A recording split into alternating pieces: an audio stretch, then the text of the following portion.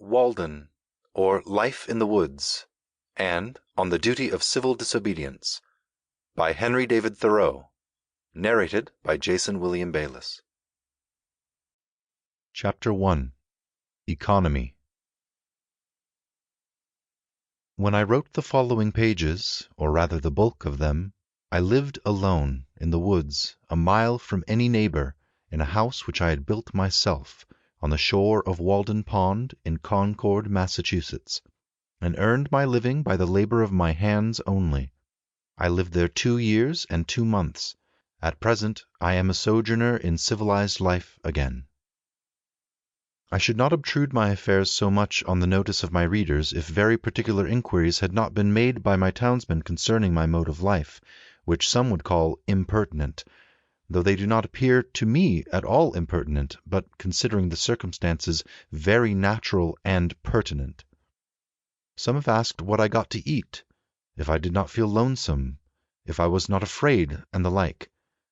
Others have been curious to learn what portion of my income I devoted to charitable purposes, and some, who have large families, how many poor children I have maintained.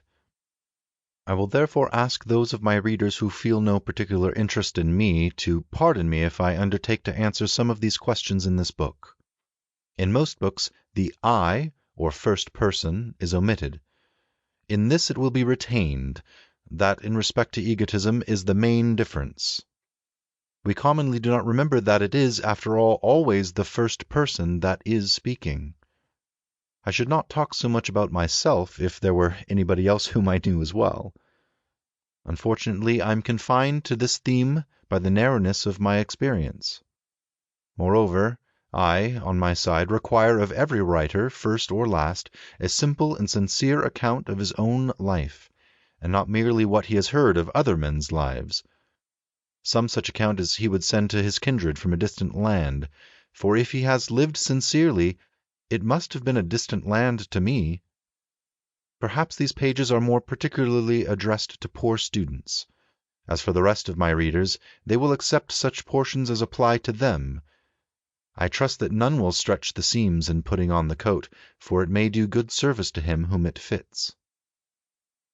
I would fain say something, not so much concerning the Chinese and Sandwich Islanders as you who read these pages, who are said to live in New England.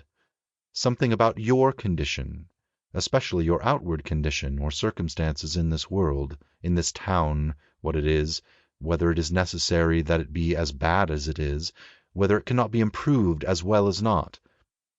I have traveled a good deal in... Sample complete. Ready to continue?